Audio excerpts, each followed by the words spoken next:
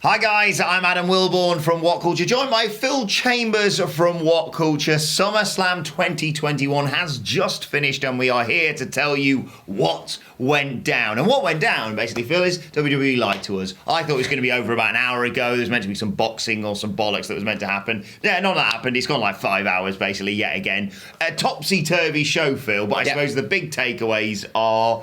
Two big takeaways. Yeah. Really? None of the match finishes. No. But definitely, Becky Lynch and Brock Lesnar are back. And Becky Lynch is already a champion again. Yeah, they pulled that one off really quickly. It's a weird show because you look at it on paper and you go... It does look quite good. It's great, could be a great show. And it really wasn't in large parts, if I'm perfectly honest. But... the overriding thing when I think back, what was SummerSlam 2021 all about? It's like Roman defeated John Cena convincingly, eventually, in the main event. Bobby Lashley beat Goldberg and then killed his son or something. But Brock Lesnar came back and Becky Lynch came back. Sasha Banks wasn't there, and we got brilliantly, to be fair to WWE, bait and switched. We worked so hard. On the stream, watch it back, me, him and Andy are there going, what are they doing? Put Carmella in for this. They can't just think this is an rematch. What are they thinking? And then, of course, out comes Becky, and fantastic. But anyway, let's start at the beginning of the show. On the pre-show, Big E beat Baron Corbin and got his briefcase back, which got us very excited about a potential cash-in. Yep, which never happened. Didn't happen. So let's get that out of the way. Also, before I forget, speaking of members of the New Day, Xavier Woods did some squirty bollocks with Miz and Morrison, which doesn't matter. Right, okay. On the show itself, it started with AJ Styles and Omos versus RK Bro for the Raw Tag Team titles. And long story short, because it was so long ago, you and I can barely remember any of the spots in it. RK Bro are your new Raw Tag Team champions. Guess what? Randy Orton hit an RKO out of nowhere on AJ Styles after Riddle had taken care of Omos in terms of jumping into him, and it looked like Omos was going to murder him on the outside knee. I think, if I remember rightly, it's been so long, he reversed it and just hoyed him into a post. But RK Bro are new tag champs. Brilliant. Yeah, absolutely. Good finish, fine. Good start to the show. The match was fine. And they went, let's just keep this ball rolling, baby. Let's get Alexa Bliss and Eva Marie out there. They went straight into a load of bollocks, except it wasn't that much bollocks because it was Alexa Bliss versus Eva Marie.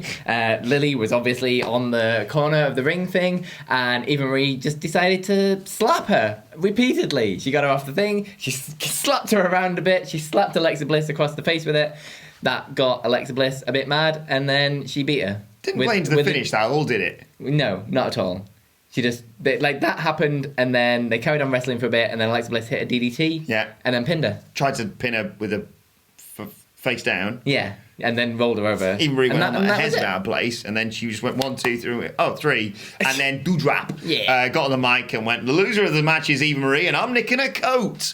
And then she was like, oh, yeah, in your face. And that was it, yeah. Okay, anyway, let's move on because we got another champion being crowned next. Damien Priest is your new United States champion. He beat Sheamus in a really enjoyable match. We were singing Sheamus's praises yet again, saying he is really genuinely one of the most underrated people in WWE because he genuinely never has a bad, really objectively bad match. And in this one, which, could have felt, and in parts did initially, like a Raw title match effectively, Sheamus pulled out a bro kick out of nowhere as Damien Priest was coming off the ropes, like springing off the ropes, not just bouncing off them. Looked wonderful, great near fall in amongst all this. The finish saw Damien Priest yank Sheamus's mask off, expose his nose, twat him in it a few times, and then hit his finisher for the victory. And good, just like RK Bro, the right thing to do in a good title switch. Yeah, absolutely. Hope they do a lot with Damien Priest going forward as the champion. There was also a scary spot where he dived over the top rope. Oh, God. Didn't jump quite far enough, and Sheamus miscaught him, and he just went splat on the floor. My God. But yeah, they just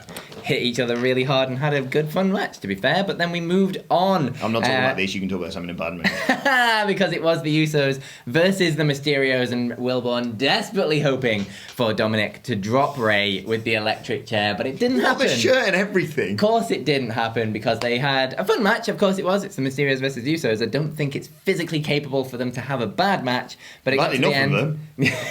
Not bad matches, just matches. Just matches. But it got to the end, and Dominic was taken out on the outside, and Ray was getting a little bit too cocky, I will say. He thought he could do it all on his own, but he could not do it all on his own. He ended up getting the big splash, and the Usos retain, to be your SmackDown Tag Team Champions. And I was like, here it comes. Oh, Fade to Black, we're going to do something else. They just moved on. What came next, before Becky Lynch, because I'm going to forget this otherwise as well, was just a musical interlude, which is never bad, because it had Rick Boogs in, who's going to be a future world champion, and Shinsuke Nakamura and Pat McAfee over dance.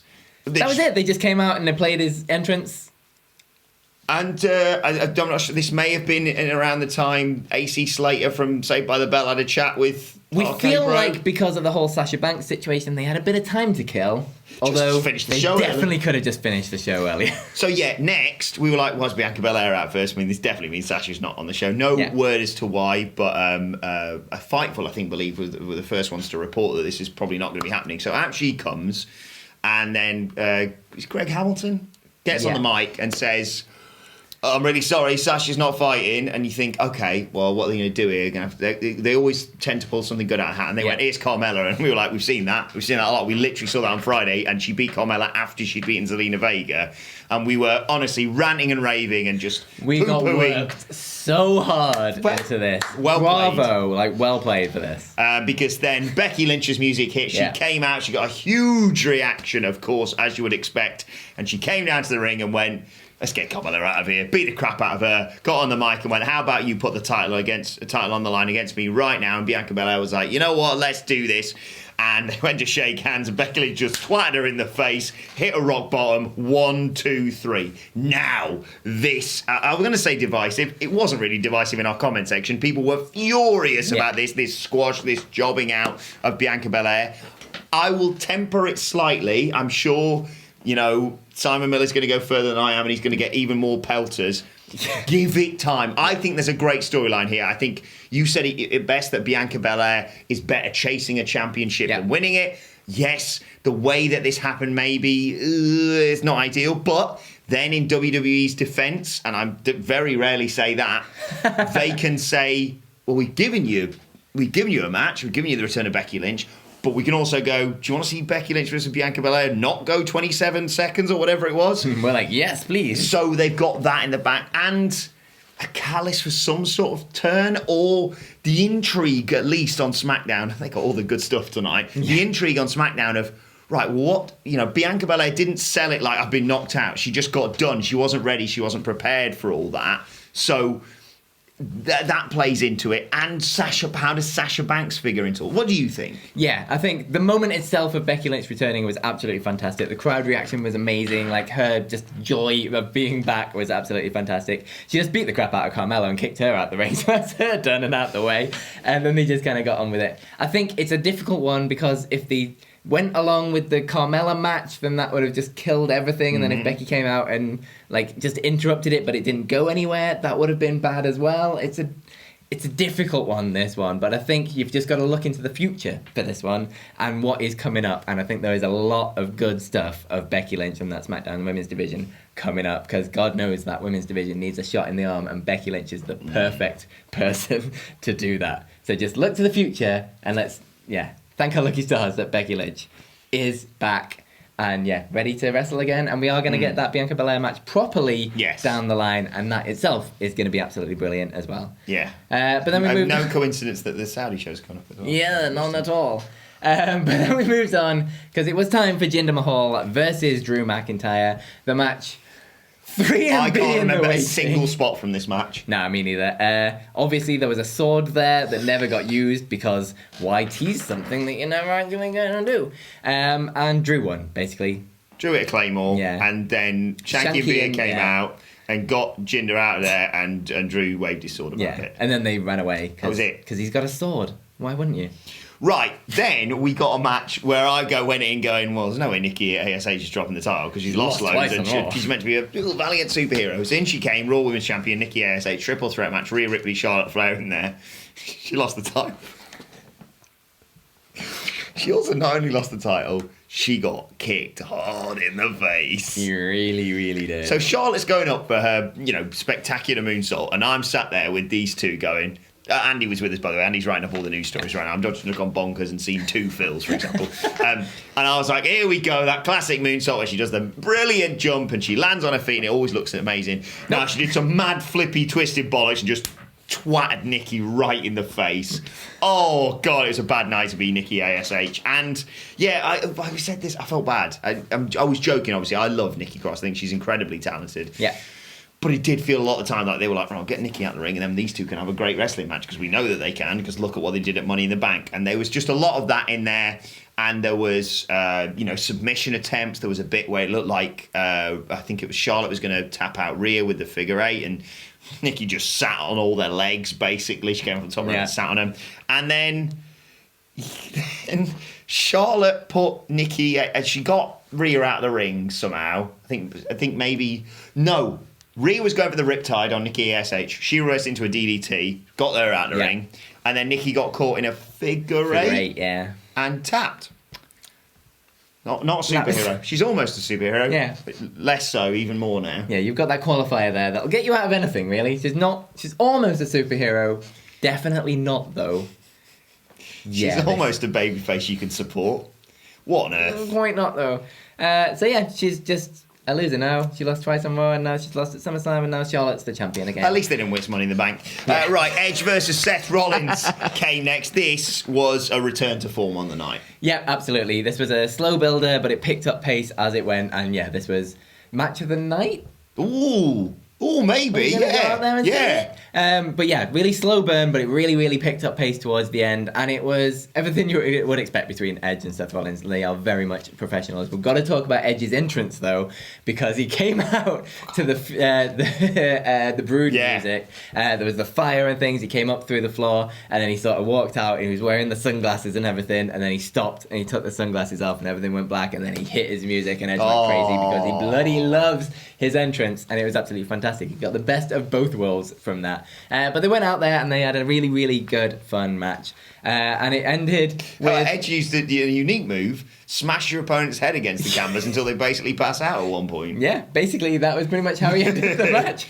He was getting Edge... What was it? Not the... What the... Forgot. The bulldog choke, it felt like. Yeah, but it's an edge or something. Oh, not education, is it? Yeah, it's the other one. Education, something like that. From a long time ago, the sharpshooter that's like he faces forwards in it instead.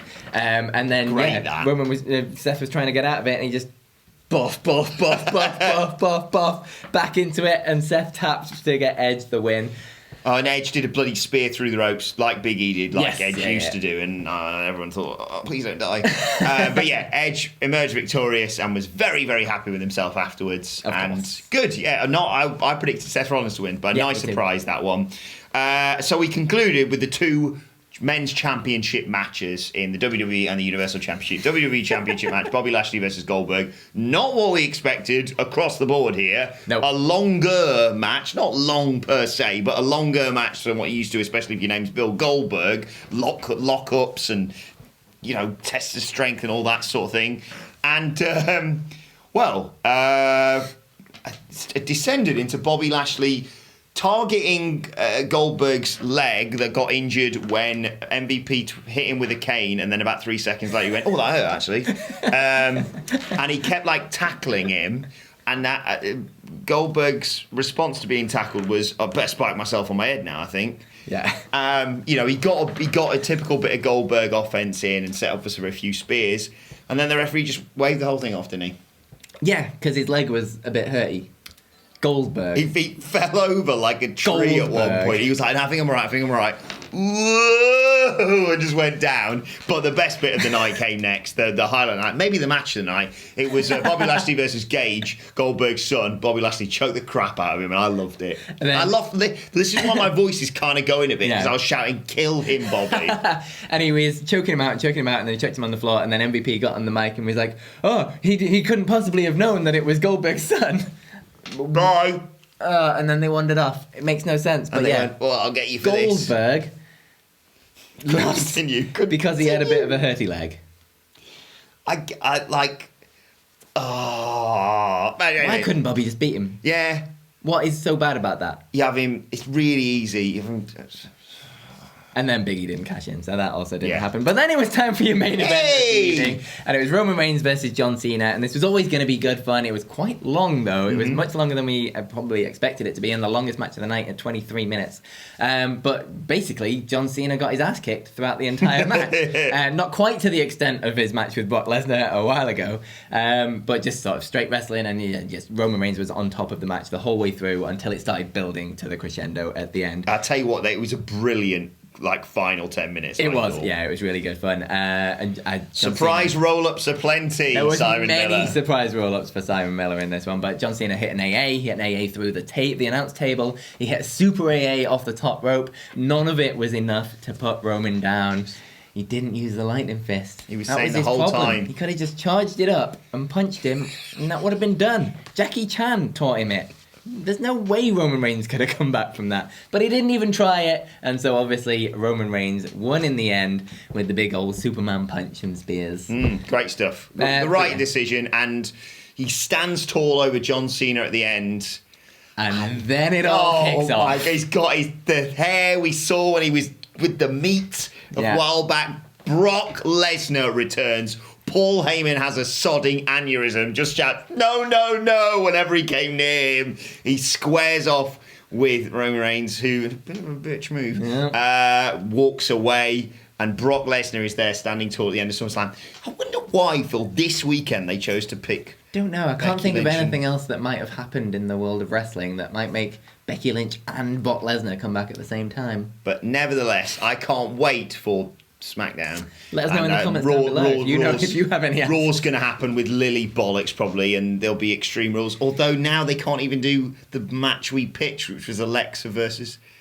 Yeah, they can Nikki. do Doudrop versus Eva in a pink off. I have no idea. Takeover tomorrow. SmackDown wins tonight. Takeover. SmackDown's got Becky Lynch and it's got Brock Lesnar and the amazing story that's going to come up with Brock Lesnar and Roman Reigns and Paul Heyman in that Bianca mix. Belair and So Sasha very Banks. excited for that. Bianca Belair versus Becky Lynch. What comes up with that? Whatever the hell is going on with Sasha Banks. There's a lot on SmackDown to look Big E forward with the to. briefcase. And on Raw, you've got Charlotte Flair and you've got Bobby Lashley and maybe still Goldberg. I got RK Bro and Damien Priest, I suppose. And we've got a Saudi show to build up to, so... Oh, good. So there's that. Right, let us know your thoughts on everything that went down at SummerSlam in the comment section below. Don't forget to like, share, and subscribe. And subscribe to What Culture Wrestling wherever you get your podcasts from for daily wrestling podcasts. Plus, you can follow us on Twitter. You can follow us all at What Culture WWE. You can follow Phil Chambers at Phil My Chambers, and you can follow Adam Wilborn at Adam Wilborn. Follow us all at What Culture WWE, as I said. But for now, it's been very eventful. Apologies if we missed anything. This has been SummerSlam 2021. What went down? My thanks to Phil Chambers. Thank you for joining us. And we will see you soon. Good night. I'm going to go sleep.